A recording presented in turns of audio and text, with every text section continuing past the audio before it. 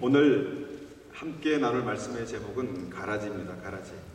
이 가라지는 우리가 차를 두는 가라지가 아니라 성경에 나오는 가라지거든요. 그래서 이 말씀을 가지고 우리가 한번 같이 묵상하고 또 말씀을 듣겠습니다. 마태복음 13장 24절 말씀입니다. 우리 한번 같이 성경을 열어서 읽어보겠습니다. 마태복음 13장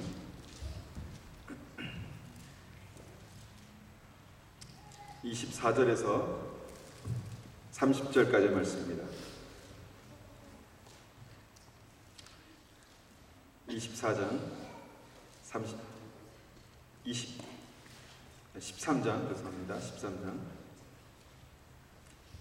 24절에서 30절까지 말씀입니다. 제가 쉬운 성경으로 받들어 읽겠습니다.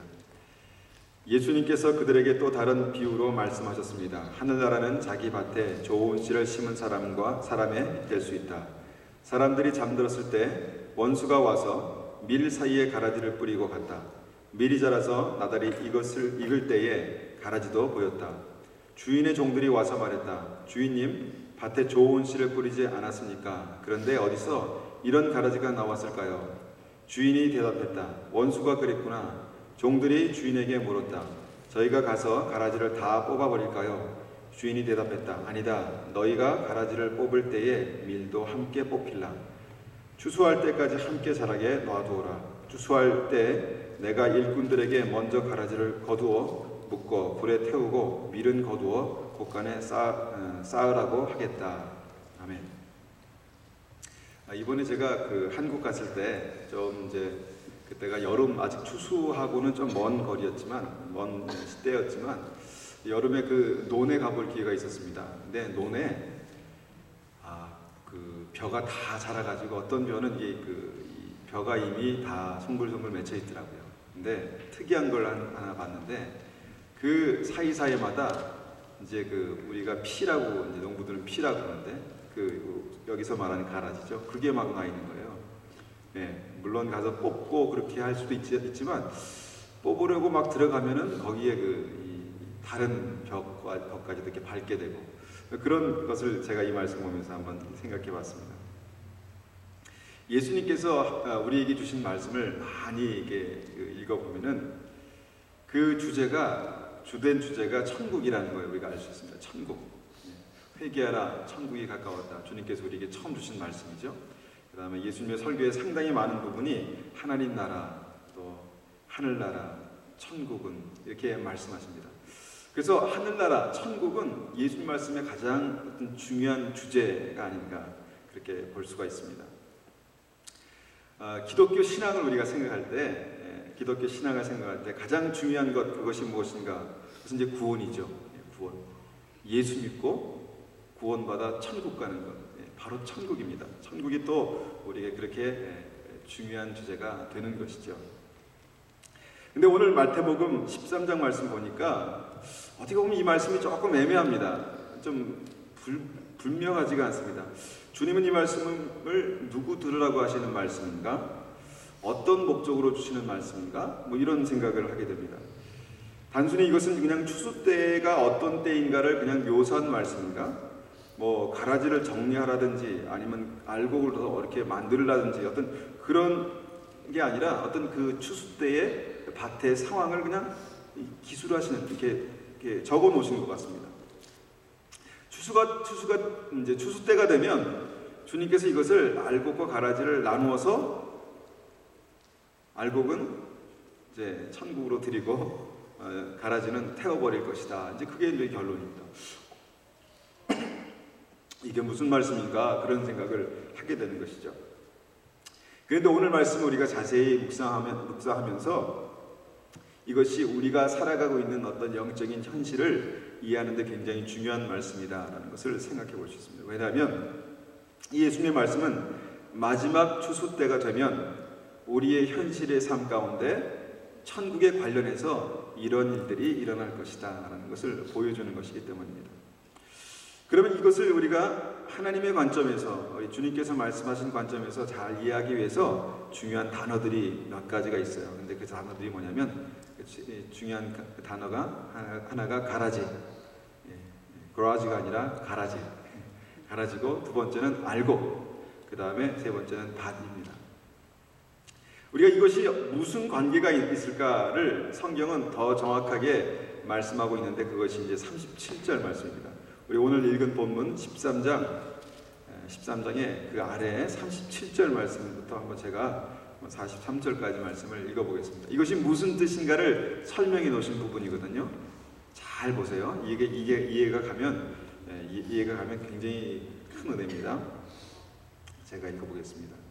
예수님께서 대답해 주셨습니다. 밭에 좋은 씨를 뿌리는 이는 인자이다. 그리고 밭은 세상이다. 좋은 씨는 하늘나라의 모든 아들들이다. 가라지는 악한 자의 아들들이다. 그리고 나쁜 씨를 심는 원수는 마귀이다. 추수 때는 세상의 마지막 날이다. 추수한 일꾼들은 천사들이다. 가라지는 다 뽑혀서 불에 태워지는 것 같이 세상의 마지막 날에도 그렇게 될 것이다. 인자가 천사들을 보낼 것인데 이들은 죄를 짓게 만드는 자들과 불법을 행하는 자들을 모두 하늘나라에 추려내 불타는 아궁이에 던질 것이고, 사람들이 그곳에서 슬피 울고 고통스럽게 이를 갈 것이다. 그때 악인은 아버지의 나라에서 해처럼 그때 의인은 아버지의 나라에서 해처럼 빛날 것이나, 귀 있는 자는 들어라. 귀 있는 자 들어라. 자는 들어라. 이렇게 기록하고 있습니다. 눈이 어리어리해가지고요. 잘 안 보이네요. 네. 이 말씀 보면은 밭이 뭐라고 말씀하십니까? 밭이 뭐라고 말씀하시죠? 네, 밭은 세상이라고 말씀하시고, 우리가 살고 있는 이 땅을 말씀하는 것이죠. 그러면 좋은 씨는 뭐라고 말씀하십니까? 우리가 알곡이라고 얘기할 수 있는데, 좋은 씨는 하나님 나라의 자녀들이라고 그렇게 말을 합니다.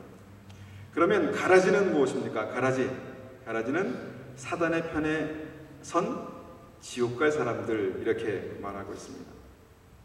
그리고 추수 때는 세상의 마지막 심판의 때이고, 그때 주님은 알곡은 천국으로, 그 다음에 가라지는 꺼지지 않은 심판의 불에 던지겠다라는 그런 내용의 말씀입니다.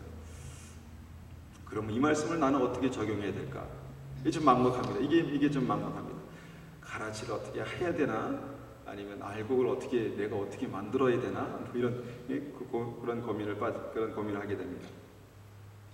근데 우리가 한 가지 이 말씀을 통해서 한번 생각해 보기 원하는 것이 있습니다. 첫 번째는 이 씨앗의 출처입니다. 씨앗이 어디로부터 왔는가?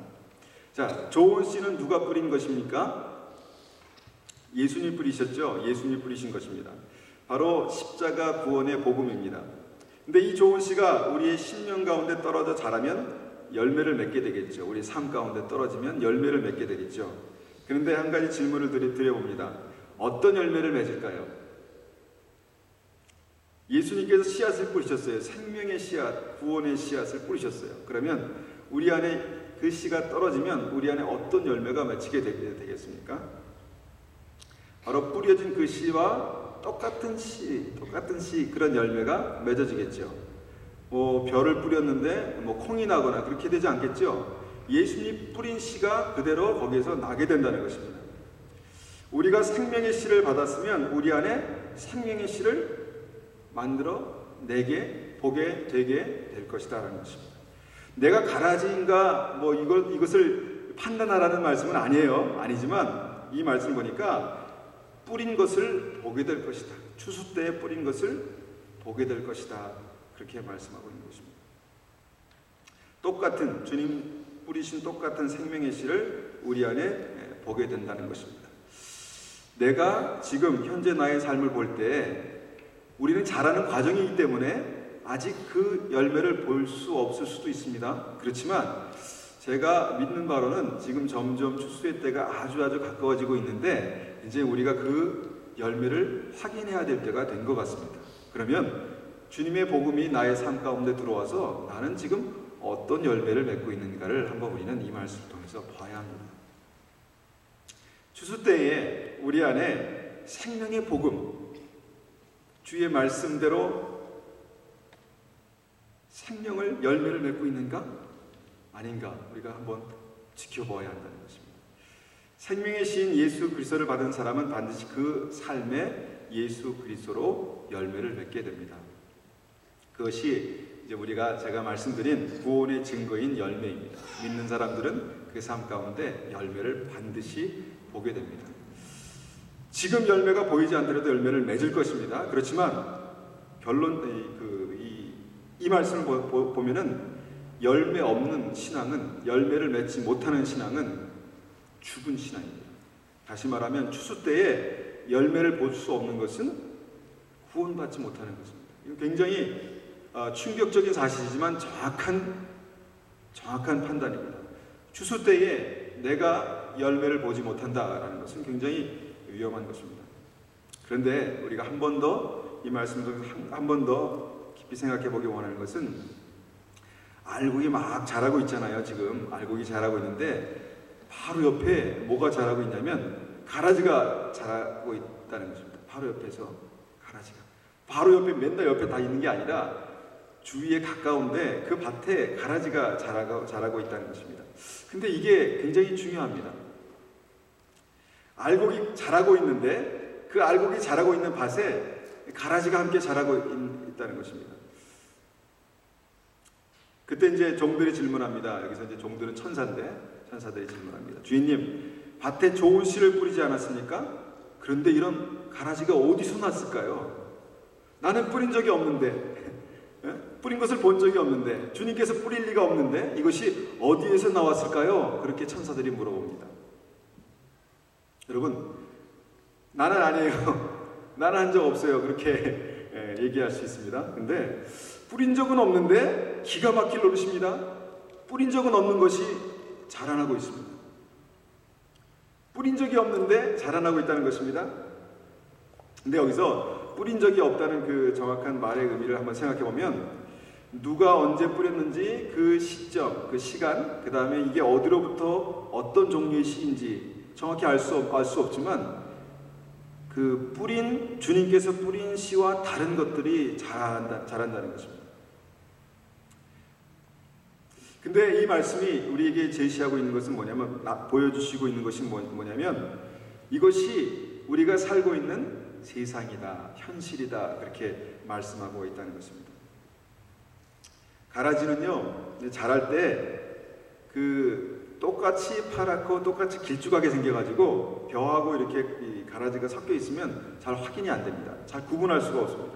추수 때가 되면 벼는 누런 열매를 맺게 되고 가라지는 더 크게 자랍니다. 그래서 목이 삐쭉 이렇게 나옵니다. 아마 그래서 추수 때가 되면 이것을 그렇게 구분할 수 있지 않을까 이렇게 생각되는데, 여러분, 우리가 이것을 생각해 보면서 성경의 몇 가지 이렇게 말씀을 떠올려 보면, 여러분, 성경에는 그 거짓 선지자라는 것이 나옵니다. 거짓 선지자. 그것이 있을까요? 없을까요? 있어요. 예, 거짓 선지자가 있어요. 있으니까 있다 그러죠. 근데 거짓 선지자를 어떻게 구별하는가? 색깔과 모양으로 구별할까? 어떻게 구별할까요? 근데 성경은 분명히 그 거짓 선지자는 열매를 보고 안다, 그렇게 말씀하십니다. 열매. 근데 거짓 선지자뿐만 아니라 진짜 구원받은 사람도 어떻게 알 수 있을까요? 진짜 구원받은 사람도 마지막 때에 열매를 보고 아는 것입니다. 내게 어떤 열매가 있는가, 내 삶 가운데 어떤 열매가 있는가가 나의 삶이 예수 그리스도 안에 있는가를 말해주고 있는 것입니다. 색깔과 모양은 비슷할 수 있습니다. 우리가 흔히 하는 말 중에서 무늬만 크리스찬 이렇게 말하기도 하지 않습니까? 색깔과 모양은 비슷할 수 있어요. 근데 중요한 것은 열매라는 것이죠. 열매. 근데 결정적인 것은 추수 때 이것을 갈라놓으시겠다, 그렇게 말씀하신다는 것입니다. 근데 이게 천국에 들어가기 직전에 나타나는 그 추수 때의 모습, 이것이 우리의 삶 가운데 다시 한번 우리 현실로 돌아와 보면, 이 한국 교회에, 우리 학생들은 잘 모를 수 있겠지만 한국 교회에 가라지가 있는가라는 생각을 하게 됩니다. 한국 교계에 가라지가 있을까요, 없을까요? 물론 참 조심스럽습니다. 근데 성경대로 한다면 분명히 있을 것입니다. 왜냐면 주님께서 뿌리시지 않는 것이 있다고 했으니까 교회 안에도 가라지가 있을까요, 없을까요? 네, 이거 굉장히 조심스럽습니다. 네, 굉장히 조심스럽습니다. 이렇게 얘기하면 지금 목사님 나한테 가라지라고 지금 말씀하신 거 아니야 지금? 이렇게 생각하시는데 그거 아니에요. 그거 아닙니다. 지금 성경을 이제 보면서 우리가 확인하고 있는 겁니다. 세상에도 가라지가 있고 또 목사 중에도 가라지가 있을 수 있습니다.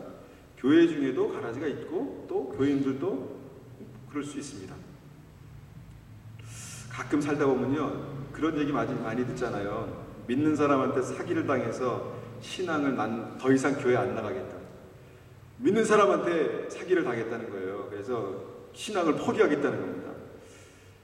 얼마나 어리석은 일입니까? 교회 안에서 물론 그런 일이 있을 수 있지만 그것 때문에 내가 천국 가는 걸 포기하겠다는 겁니다. 내가 저 사람 때문에 교회 안 나간다. 이거 굉장히 무식한 그런 생각이죠.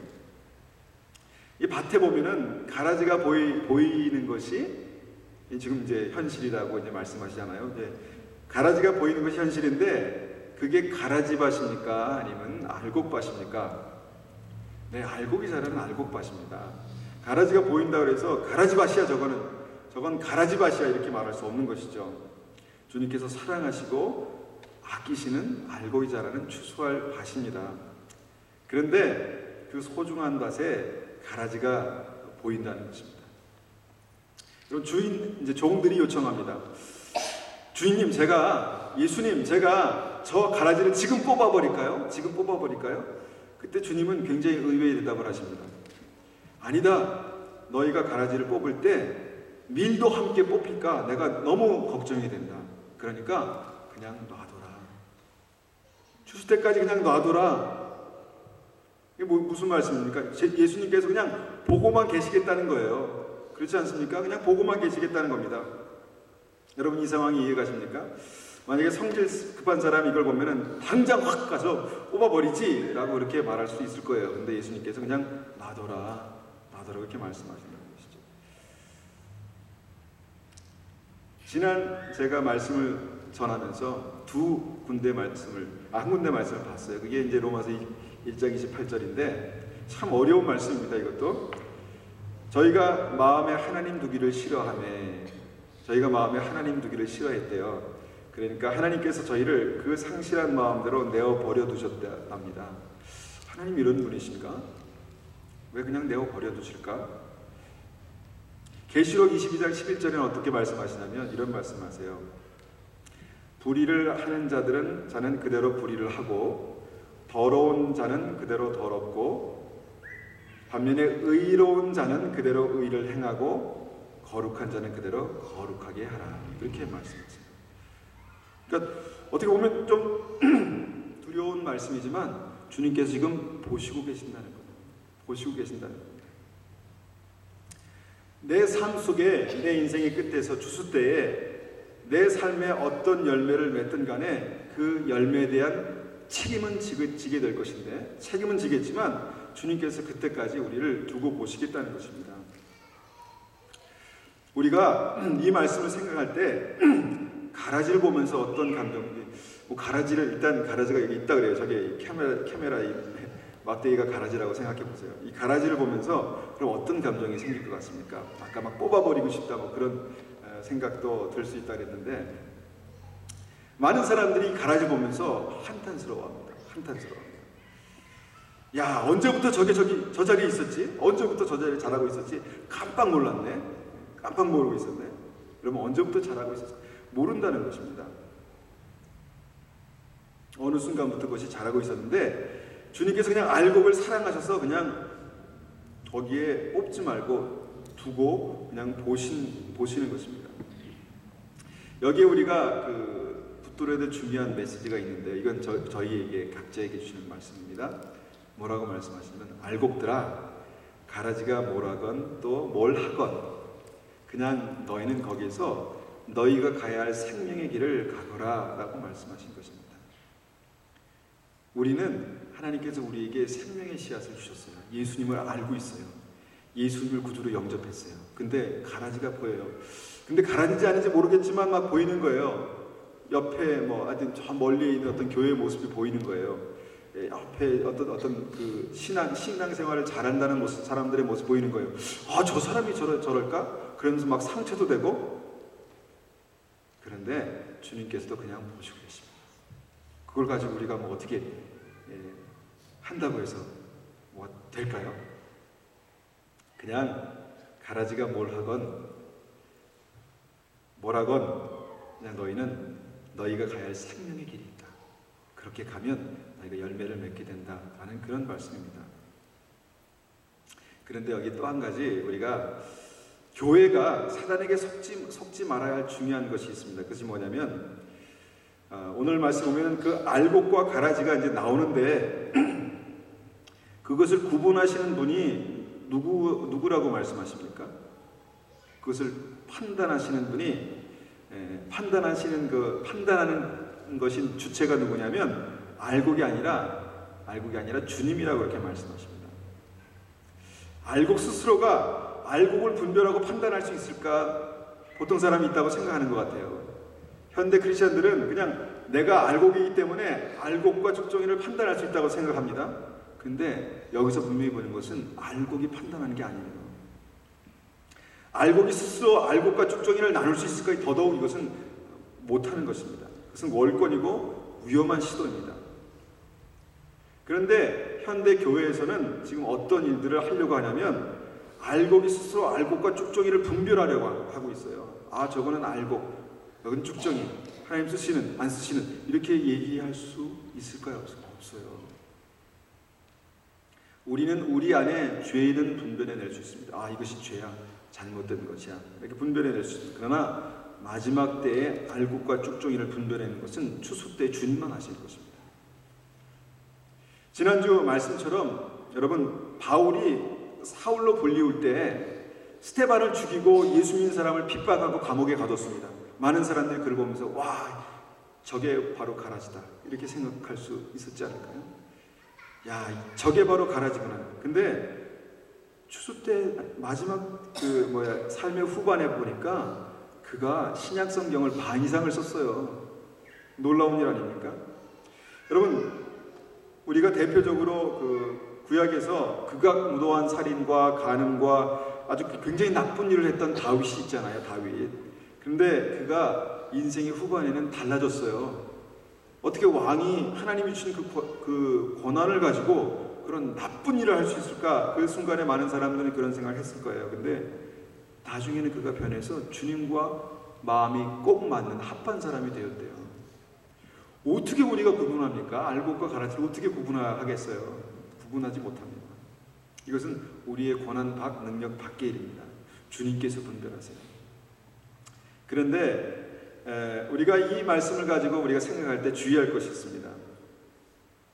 주님께서 영적인 상태를 우리에게 말씀해 주시는 분명한 이유가 있는데 그것은 뭐냐면 사단이 알곡 사이에 가라지를 심어 놓을 테니까 분명히 이러한 일들은 나타낼 테니까 너희가 유념하고 있으라는 것입니다.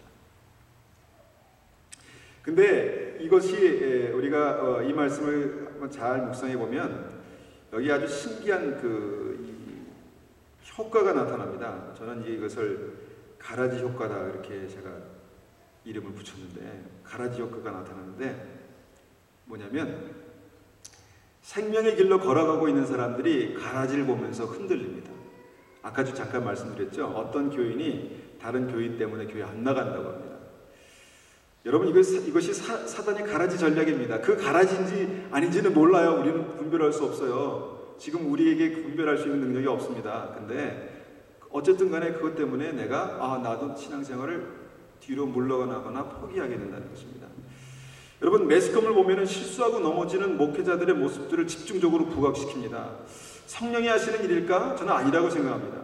근데 그 일들을 통해서 어떤 일이 일어나냐면 전반적으로 목회자의 권위가 바닥에 떨어지고 있어요.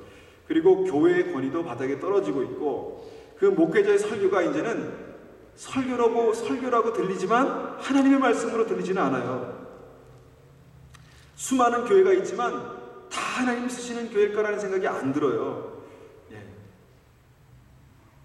한번 생각해 보세요. 여러분, 전체 알곡 중에서 가라지가 몇 퍼센트나 될까요?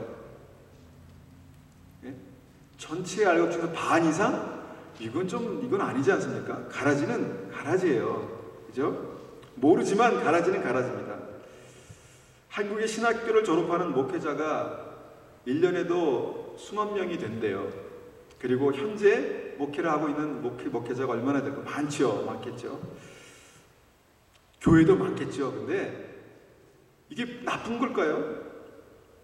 헌신하겠다는데, 하나님 위해서 살겠다는데, 하나님 위해서 목숨 걸겠다는데 나쁜 걸까요?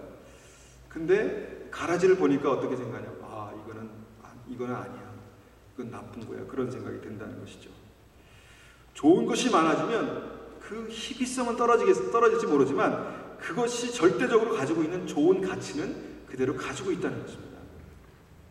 사단은 계속해서 너무 많은 것에 대해서 우리에게 자꾸 부정적인 생각을 갖게 합니다. 그러나 좋은 것이 많으면 좋은 것입니다. 너무 많다고 한다는 것은 좋은 기회가 있는 것입니다. 그런데 나타난 결과는 뭐냐면 한국 기독교의 인구가 급격히 감소한다는 것입니다. 이게 사단의 가라지 효과입니다. 교회 안에 심각한 문제가 일어나는 비율이 전체를 따져서 얼마나 될까? 요새는 좀 매스컴이 크게 발달하니까 다 이제 보여지죠. 그래서 많은 것 같습니다. 그러나 극소수입니다. 근데 그 효과는 100배입니다. 사단이 가라지 전략의 사람들이 뭐라고 말하냐면 하나님의 교회를 개독교라고 얘기합니다. 그리고 크리스찬들은 그것에 대해서 그냥 지켜보고 있어요. 그래, 그렇게 들어도 싸지. 그렇게 하고 있어요. 여러분, 이것은 사단이 교회를 부를 때 하는 쌍스러운 말이에요. 사단이 하나님의 교회를 아주 우습게 보고 무시하고 욕할 때 쓰는 말이에요. 하나님이 교회를 위해서 예수 그리스도께서 십자가에 못 박혀 죽으셨어요. 돌아가셨어요. 여러분, 가라지가 퍼뜨린 그런 이론들이 있어요. 가라지가 퍼뜨린 그 사건들이 있어요. 근데 이것을 사단은 전체로 생각하게 만든다는 것입니다. 우리가 알곡이잖아요. 예수 그리스도의 피로 생명으로 거듭난 구원받을 사람들입니다. 근데 우리가 그런 사람들이 그런 교회의 모습을 보면 저건 가라지야라고 그렇게 얘기할 수 있는 것이 아닙니다. 우리 마음속에 아픔이 있어야 합니다. 어떡하지? 하나님의 교회가 이렇게 상하고 깨지는데 어떡하지? 내가 그것을 위해서 기도해야 되나? 기도해야 되겠다. 그렇게 생각하는 것이 맞습니다. 여러분, 누가 그렇다는 게 아니라 누가 우리 아들을 보면서 개차반이라고 부른다면, 그래, 맞아, 그렇게 들어도 싸지, 그렇게 엄마 말도 안 듣는데, 여러분 그렇게 생각하십니까? 하시겠습니까? 아닙니다. 사단은 그렇게 생각할지 몰라요. 근데 우리는 마음이 아픕니다. 어떡하지? 우리 아이가 잘 자라줘야 되는데, 믿음 안에서 잘 자라야 되는 마음이 찢어지는 것입니다. 여러분, 다음부터 개독교라는 말을 들을 때 주님 어떻게 생각하실까 생각해 보세요. 하나님의 마음에 얼마나 찢어지실까요? 그래, 주님께서 그래 맞아 그렇게 하실까요? 하나님 마음은 아프세요. 여러분, 세뇌라는 말을 아세요? 세뇌가 영어로 뭐지? 브레인워시인가요? 세뇌라는 말이 있어요. 이게 뭐냐면 이제 한두 사람이 그건 아니야 이렇게 말하면 아닌데 하다가 갑자기 100사람이 1000명이 그건 아니야 그러면 아니구나 이렇게 되는 거예요. 그렇지 않습니까? 이게 가라지 효과입니다. 여러분, 사단이 이 가라지를 통해서 이용하는 심리전이에요. 사람들이 이것 때문에 교회를 떠나요. 교회를 떠나면 그들이 어디에서 구원받을 수 있을까요? 절에서? 인터넷에서? 어디서 구원받을 수 있을까요? 교회를 떠나가요. 나는 혼자 신앙생활을 하겠다 그래요. 사람들이 목사의 설교는 듣습니다. 그런데 목사의 설교를 통해서 하나님의 음성을 듣지 못합니다. 아니면 이 가라지 효과가 내 삶 속에 막 영향을 끼친 거예요. 나는 판단력이 있다고 생각합니다. 나는 판단할 수 있어. 무엇이 옳고 무엇이 그른지 판단할 수 있어 라고 생각하는데, 성경은 정작 성경 말씀은 잘 모릅니다. 그러고 나서 나는 안다고 생각해요. 그리고 나는 그 확신대로 결정하고 판단합니다. 개인적인 신앙 지식으로 하나님의 말씀을 판단할 수 있는 건 아닙니다. 하나님의 말씀을 모르면 모르는 것이에요. 한 가지를 알면 한 가지만 아는 것입니다. 가라지 같아 보이는 사람들 있을 수 있습니다. 심지어 가라지 같이 보이는 교회들도 있을 수 있습니다. 근데 사단은 우리에게 항상 얘기합니다. 저게 가라지야. 그래, 저게 가라지야. 그렇게 말할 수 있습니다. 그런데 주님은 아니다 라고 말씀할 수 있어요. 물론 사단이 어떻게 어느 곳에서 그렇게 가라지를 심어놨는지 몰라요. 추수때야 하는 거예요. 문제는 이 말씀은 우리에게 적용해서 나는 지금 주님께서 뿌리신 그 생명의 열매가 맺혀지고 있는가를 확인해 보라는 거예요. 추수때가 되면 가라지와 알곡을 구분해 보라는 게 아니라 나는 지금 그 주님께서 뿌리신 생명의 씨가 내 안에 지금 맺혀지고 있나를 확인해 보라는 것입니다. 사단은 계속해서 교회를 우습게 만들고 믿음을 별거 아닌 것으로 만들고 또 믿는 사람들을 우습게 보게 만들고 그냥 교회를 사랑하지도 않고 교회를 위해서 기도하지도 않지만 분석하고 경계하게 합니다. 여러분, 사단은 그것 때문에 알곡과 알곡 사이에 가라지를 뿌려놓은 거예요. 우리는 모르지만 여러분 보면서 쟤는 진짜 가라질 거야 그렇게 생각하지 마세요. 예? 저 사람은 진짜 가라지야. 그건 아닙니다. 이거는 하나님 기뻐하시는 거 아니고 말씀이 아니에요. 하나님은 나를 보게 원하세요. 내가 생명의 열매가 나에게 지금 맺혀 있는가를 보게 원하십니다. 여러분, 알곡이 심기운 하나님의 밭을 이제 사단은 계속해서 가라지 밭이라고 착각하게 만드는 거예요. 지금. 그래서 참 믿음을 갖기가 더 어려운 거예요. 교회에는 이것 때문에 무척 많이 훼손돼 있어요. 그때 주님은 그런데도 불구하고 너무 마음이 아프죠. 그냥 놔둬라 그렇게 말씀하세요. 여러분, 그냥 놔두라는 말씀이 나는 포기다 이게 이 말씀이 아닙니다. 그냥 놔두라는 말씀은 생명은 생명이기 때문에 열매를 맺게 될 것이라는 거예요. 예수 그리스도가 우리 안에 있으면 열매를 맺게 될 것이라는 거예요. 주님께서 그것을 믿고 말씀하시는 것입니다.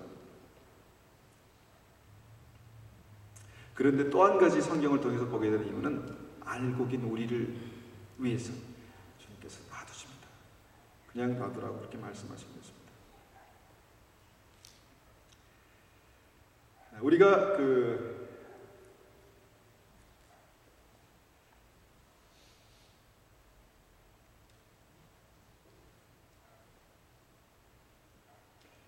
설교를 조금 줄이려고 합니다. 너무 긴 것 같아서. 우리가요 문화를 통해서 사람을 통해서 관계를 통해서 가라데시가 굉장히 많이 떨어져 있어요. 세상에는 그렇게 되어 있습니다. 교회 밖에는 더합니다.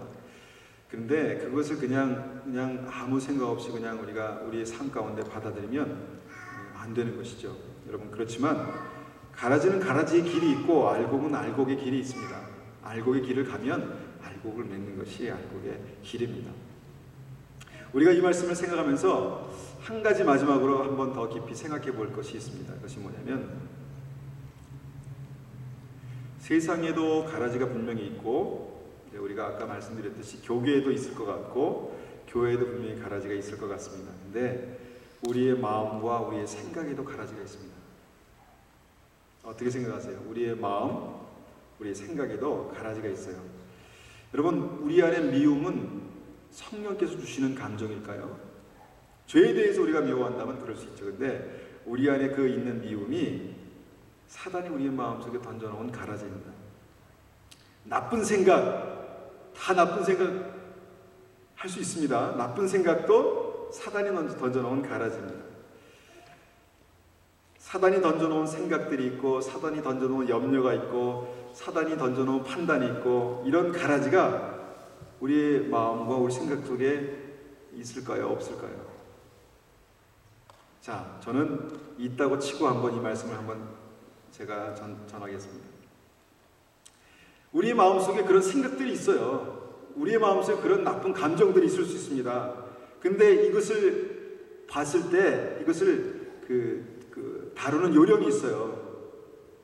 여러분, 우리가 그 가라지에 집중할 때 저걸 뽑아버려야지. 왜 이런데 여드름 나면은 꼭 짜야 되는 사람 있잖아요. 꼭 짜야 되는 사람들. 근데 놔두면 이게 빠지거든요. 없어지거든요. 근데 가라지를 보면서 저거 빼야 되는데, 저거 어떻게 뽑지? 어떻게 빼야 되는데, 이렇게 하는 것이 좋은 것 같은데요. 좋은 것 같은데 잘 안 빠집니다.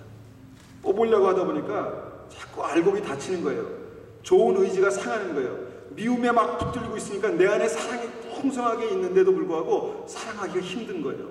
판단에 그것만 보다 보니까 좋은 것이 많은데도 그거 좋은 거 못 보게 돼요. 자꾸 나쁜 것만 자꾸 보게 되는 것입니다.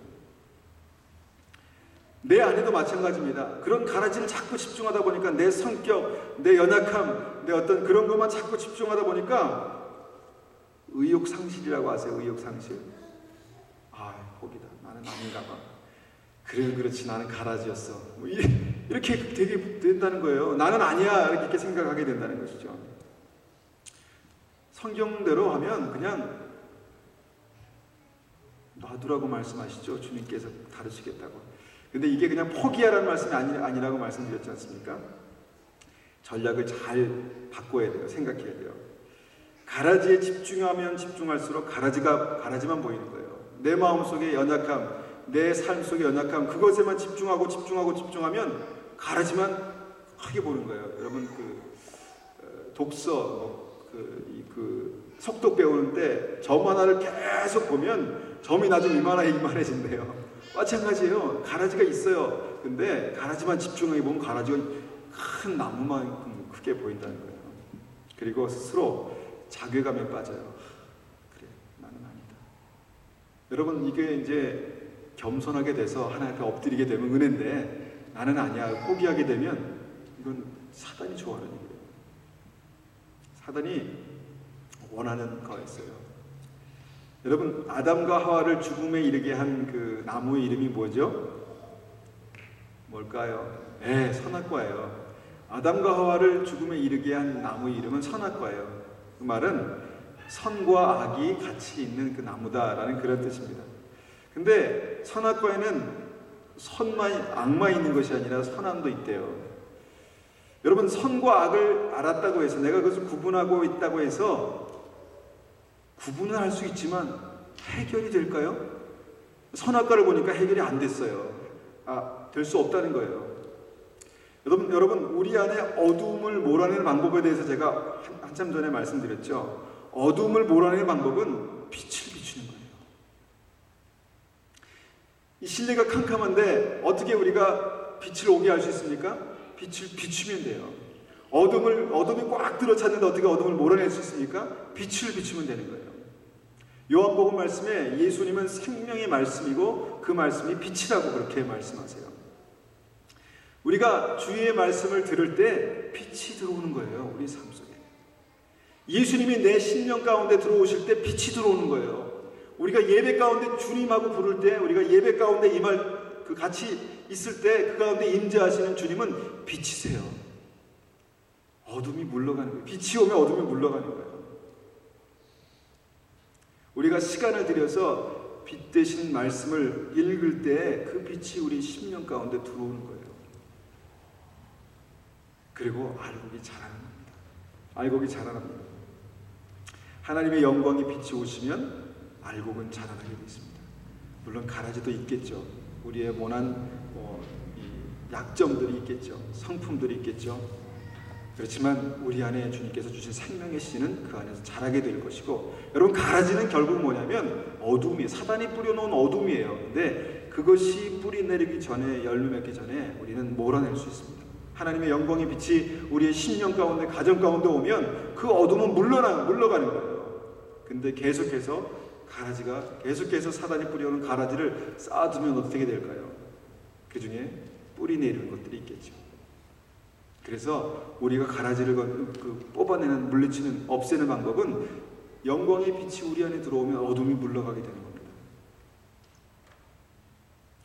알곡 여러분, 잘 들으십시오. 가라지는 여러분 스스로 여러분의 능력으로 그렇게 뽑을 수 있는 것이 아닙니다. 주님께서 완전히 처리하실 수 있습니다. 주님께서 추수 때 완전히 처리하실 것입니다.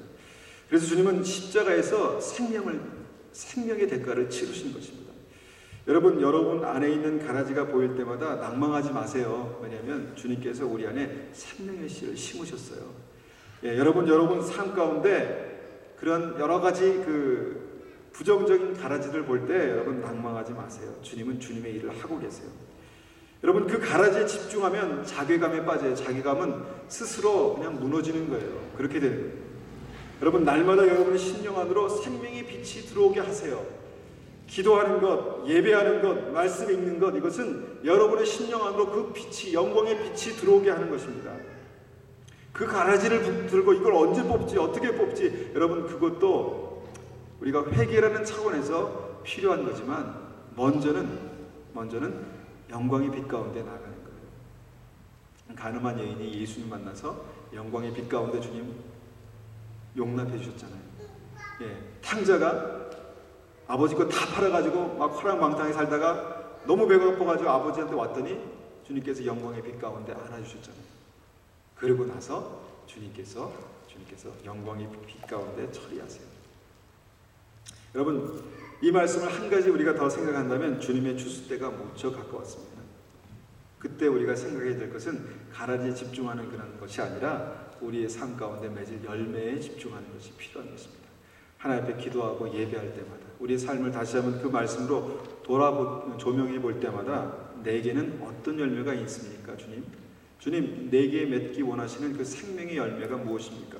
성령의 9가지 열매가 나에게는 어떻게 나타나고 있습니까? 주님, 그렇게 여러분을 말씀으로 체크해 보시는, 진단해 보시는 귀한 은혜가 있으시기를 바랍니다. 우리가 이 말씀을 가지고 한번 같이 기도하겠습니다.